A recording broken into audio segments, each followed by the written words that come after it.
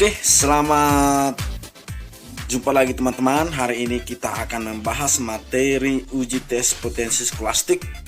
Ini adalah soal TO proses intern, boleh dikatakan sebagai prediksi TPS tahun ini. Ingat teman-teman, bahasa Indonesia sangat potensial mengantar dirimu untuk lulus di PTN. Karena bahasa khusus tahun ini sangat banyak soalnya. Karena itu perhatikan teks berikut dengan baik, belajar banyak-banyak, bekerja banyak-banyak, berlatih banyak-banyak. Karena hanya dengan itu kamu mungkin bisa menang.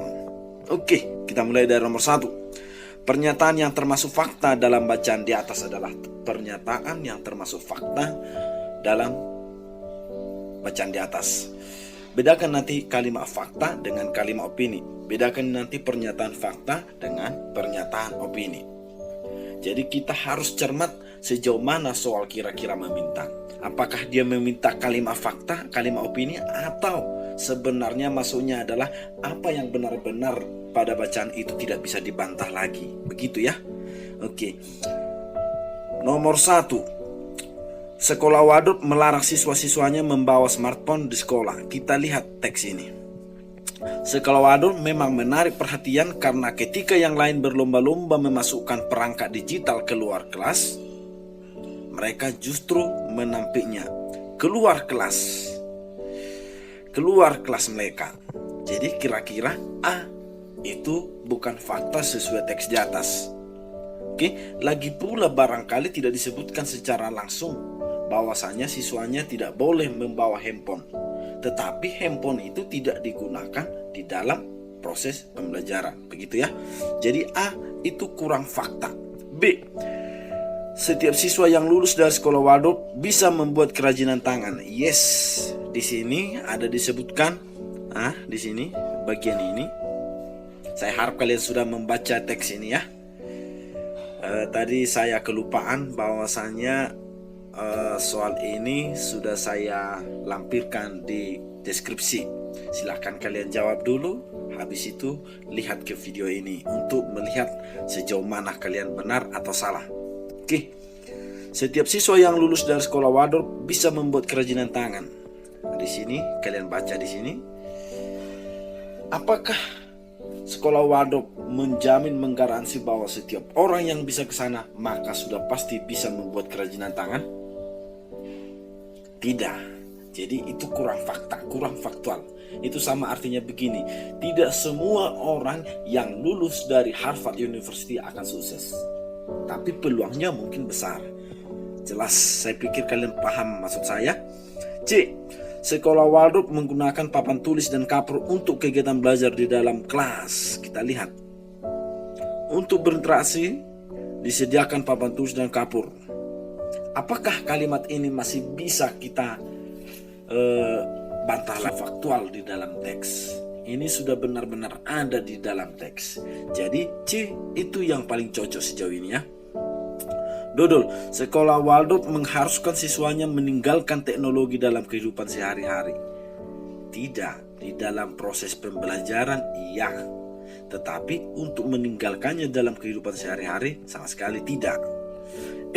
Semua siswa di sekolah Waduk merupakan anak-anak dari petinggi perusahaan teknologi. Kita lihat. Ini sekolah yang keren. Sekolah yang boleh dikatakan dalam tanda kutip kampungan, tetapi justru yang bersekolah di sana adalah anak-anak dari pengusaha-pengusaha teknologi. Tapi kita lihat, semua siswa, apakah semua? Tidak semua.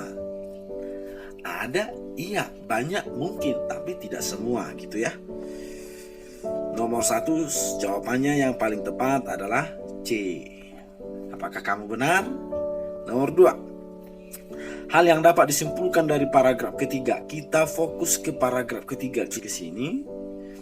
Anak-anak pada dasarnya memiliki rasa ingin tahu yang besar dan memandang dengan kacamata optimistis, ulet, kreatif, penuh kejujuran.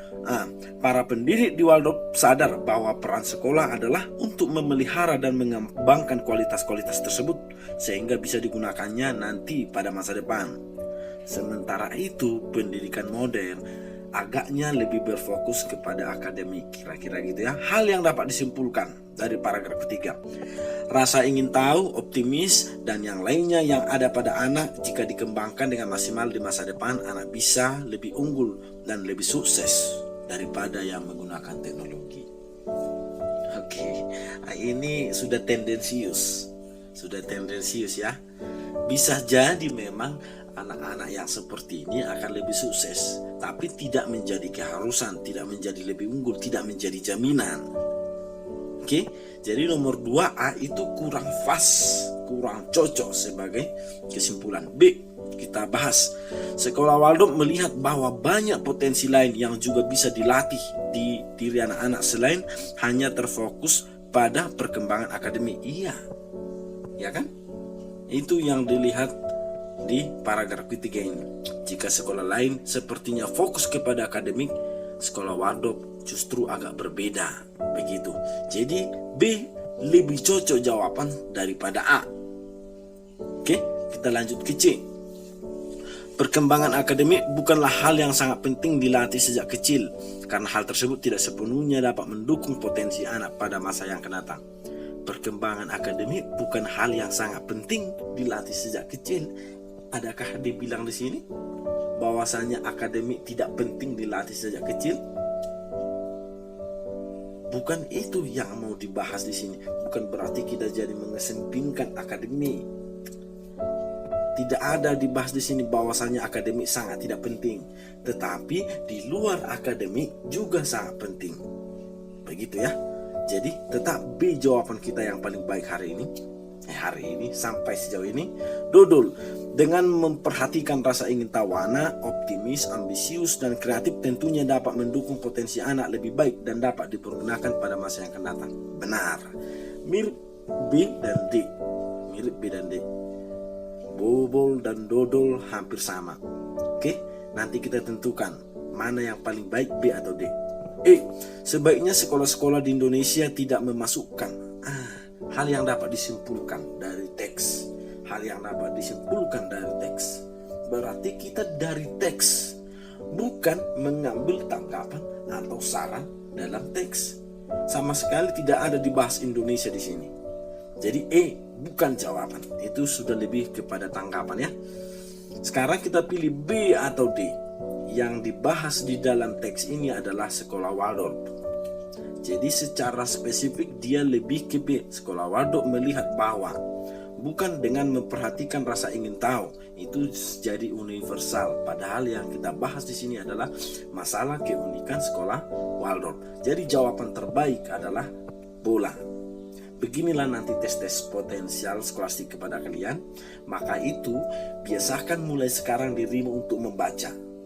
Jangan pernah bosan untuk membaca. Bosan membaca berarti potensial nilaimu di TPS kecil. Begitu ya. Nomor 3. Istilah prakarya pada bacaan di atas sama artinya. Oke. Jawabannya itu tidak usah kita panjang lebar di sana, nanti terlalu luas sekali. Nomor 4. Hal yang dapat disimpulkan dari bacaan di atas adalah hal yang dapat disimpulkan dari bacaan di atas.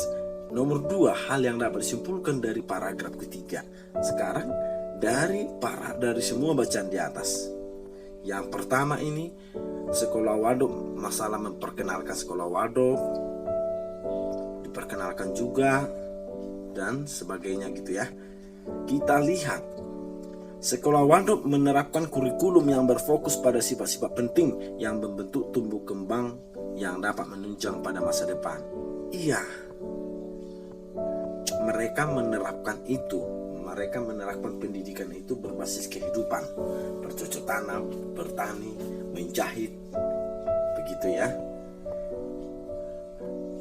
Oke, berarti A bisa jawaban. B, sekolah Waldorf merupakan sekolah unik yang menolak penggunaan media digital. Sekolah Waldorf merupakan sekolah yang unik. Iya benar, ini adalah sekolah yang unik. Itu meski tidak dikatakan secara langsung itu adalah sekolah yang unik. Tapi apakah itu sebuah kesimpulan? Dari mana kita melihat keunikannya? Apakah ada perbandingannya dengan sekolah lain? sekolah Waldorf adalah sekolah yang unik karena mereka menolak penggunaan digital ke dalam proses pembelajaran selama di sekolah. Beda dengan sekolah Wardah, itu baru ada perbandingan. Beda lagi dengan sekolah Wardiman, ada perbandingan. Gitu ya, saya pikir kalian paham maksud saya. Jadi B kurang cocok sebagai jawaban. C, sekolah Waldorf merupakan sekolah unggulan yang terbaik dan eksklusif. Yes, barangkali itu unggulan, barangkali itu terbaik, barangkali itu eksklusif. Makanya para petinggi-petinggi yang keren itu mempercayakan anaknya untuk sekolah di sana. Tetapi, apakah kita sedang membahas di sini keterbaikan, keeksklusifan, keunggulan? Bahwasanya sekolah Waldorf lebih unggul dari sekolah manapun? Tidak. Jadi C tidak cocok sebagai jawaban. Dodol, sekolah Waldorf ingin memelopori pengembalian metode ingin. Dari mana kita tahu mereka ingin? Oke. Jadi A, sejauh ini entok, sekolah Waldorf telah membuktikan. Kok sombong sekali. Kenapa mereka yang membuktikan? Kenapa bukan masa tradisional itu yang membuktikan? Begitu ya. Jadi bukan membuktikan. Lagi pula kalau membuktikan, barangkali sudah ada penilaian. Oh, ternyata sekolah tradisional jauh lebih baik dari sekolah modern. Yang membuktikan itu bukan sekolah Waldorf, tapi karena sudah terbukti, makanya Waldorf mengikuti. Begitu ya. Jadi jawaban terbaik adalah ayam. Nomor 5, pernyataan di bawah ini yang tidak sesuai dengan bacaan di atas adalah hampir mirip sebenarnya soalnya dengan nomor 1 ini. Hampir mirip. Oke. Pernyataan yang tidak sesuai. Kita bahas. Pendidikan modern lebih berfokus pada sisi akademik. Kita lihat. Yes, di sini. Di sekitar ini udah saya lupa itu, pokoknya memang lebih berfokus kepada akademik. Merajuk dapat mengasah siswa untuk memecahkan masalah dan belajar koordinasi. Yes, di dalam teks ini ada disebutkan itu, ini bahwasannya mampu membantu anak-anak memahami pola matematika, begitu ya. Lanjut. C, tidak ada sentuhan digital di kelas-kelas sekolah Waldorf. Benar, itu di paragraf kedua yang ini. Jadi belum ABC jawaban kita. Dodol, buku ensiklopedia masih digunakan? Masih. Iya. Oke. Jadi jawaban terbaik untuk nomor 5, siswa Waldorf hanya berfokus melatih kemampuan bercocok tanam dan memelihara ikan. Mereka tidak hanya fokus ke sana ya. Kita lanjut ke nomor 6. Kesimpulan yang mungkin benar dari paragraf kedua. Kita lihat lagi paragraf kedua ini. Kelas-kelas di sekolah Waldorf didesain seperti kelas klasik untuk menyesuaikan dengan kesan tanpa sentuhan digital. Untuk menyesuaikan tanpa kesan sentuhan digital. Oke. Dengan dinding terbuat dari kayu. Untuk berinteraksi antara guru dan murid disediakan papan tulis dan kapurnya, buku-buku elektronik dan sebagainya. Siswa-siswa belajar melalui tindakan-tindakan kecil, tindakan-tindakan nyata seperti bercocok tanam. Begitu kira-kira masuknya di dalam teks ini. Oke, mungkin learning by doing begitu ya. Kembali ke alam. Oke, simpulan yang mungkin dari paragraf kedua. Sekolah Waldorf menerapkan teknik pengajaran yang bertujuan untuk meningkatkan rasa percaya diri serta tidak ketergantungan kepada kemajuan teknologi. Yes. Iya, sekolah Waldorf memang menerapkan teknik itu, tapi itu secara tersirat.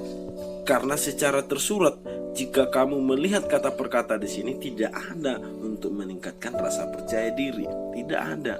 Mungkin dampaknya jadi percaya diri, tapi dampaknya tapi tidak tersurat secara langsung di sini, begitu ya.